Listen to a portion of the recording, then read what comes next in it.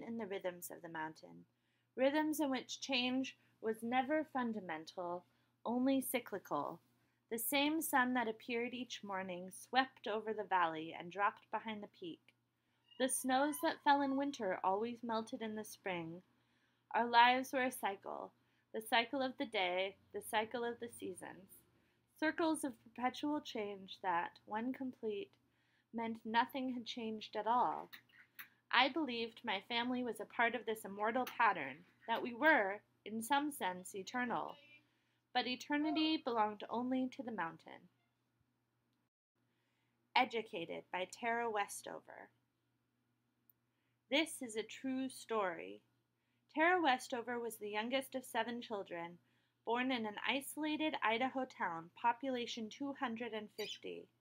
Her life was even more isolated.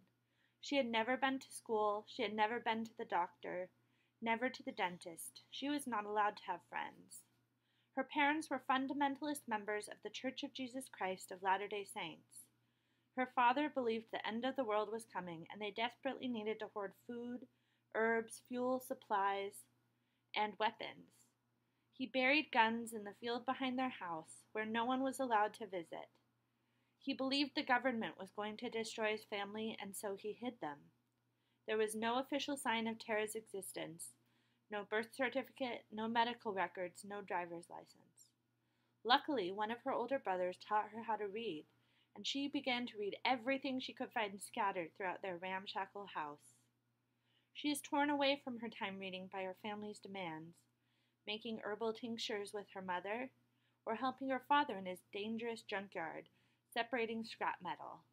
One day, while she and her brothers are in the junkyard, her brother falls from a very high stack, hitting his head. Without being able to visit hospitals or doctors, the family prays and waits for recovery or death. What happens is worse than either option. Her older brother's head injury changes him. Suddenly, he is scary, violent, quick movements, grabbing Tara by the hair, calling her vile names, threatening her life.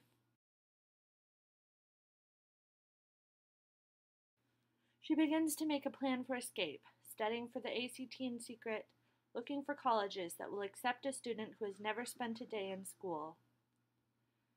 Whomever you become, whatever you make yourself into, that is who you always were. Will Tara be able to find freedom? What kind of future awaits a girl with no past? Find out in Educated by Tara Westover.